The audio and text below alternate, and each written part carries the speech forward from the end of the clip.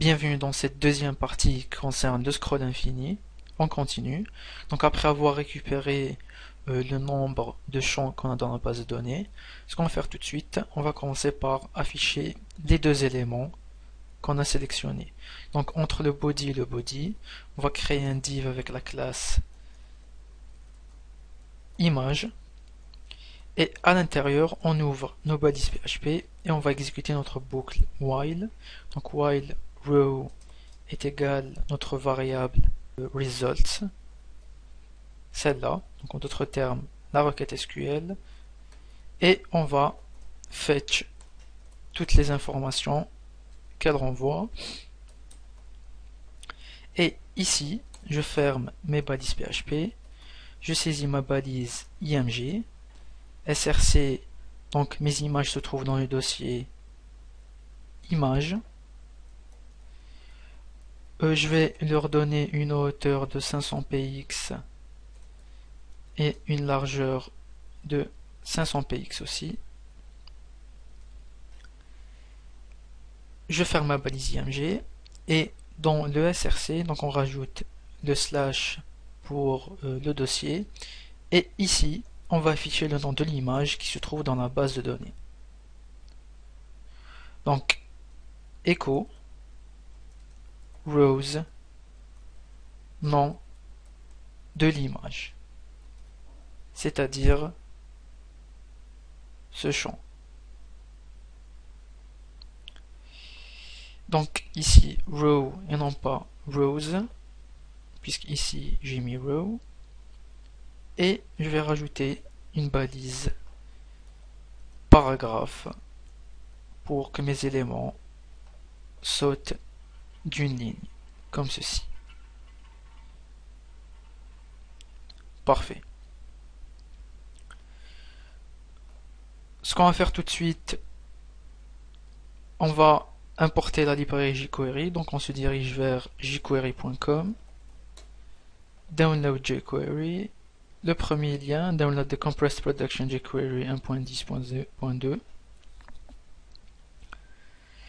On récupère le lien et tout en bas, avant la fermeture de la balise body, on va insérer ce lien. Donc script src, on ferme le script et ici, dans la même page, on va coder un petit script. Donc on va commencer par charger le DOM, donc document.ready function,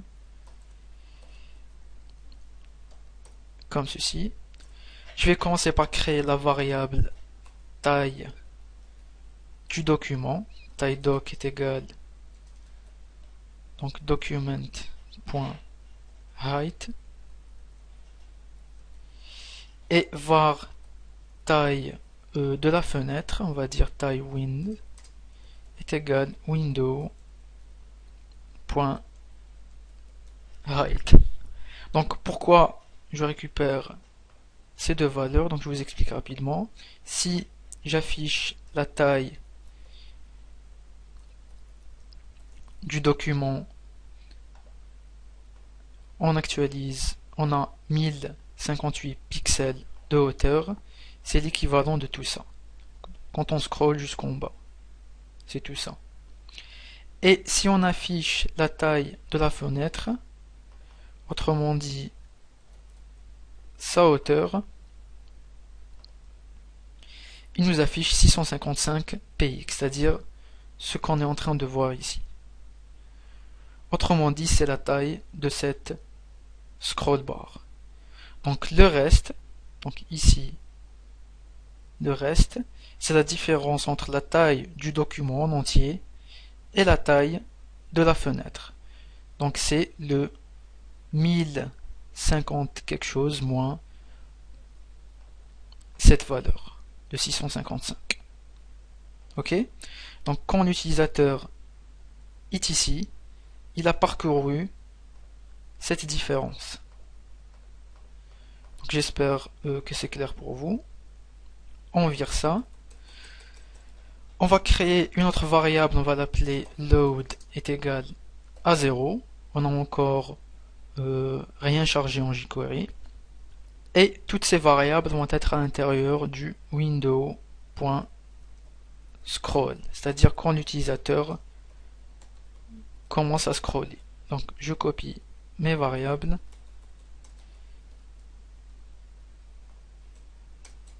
et on les met à l'intérieur.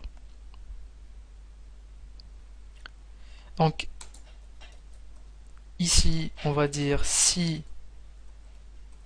window.scroll top, c'est-à-dire quand l'utilisateur commence à scroller à partir du haut vers le bas, est égal à la différence entre la taille du document moins la taille de la fenêtre. Donc on va dire taille du document moins la taille de la fenêtre. Si c'est le cas, on va faire un petit test pour voir si ça marche. On va alerter le mot test. On actualise. Je commence à scroller. Si je touche le bas, j'ai l'alerte qui pop-up. Parfait. Donc le calcul, c'est bien fait. Et on va dire ici load ++. Donc cette variable, on va l'incrémenter de +1. Et sa valeur, on veut qu'elle soit égale à 0 avant même de commencer à scroller. Donc on va la mettre en dehors de tout ça, ici. Et dans la prochaine partie, on va commencer, on va rajouter la partie Ajax. Donc je vous remercie, on se voit dans la prochaine partie. Bienvenue dans cette troisième partie qui concerne le scroll infini. On continue. Donc dans la partie précédente, on avait vérifié que si l'utilisateur scrolle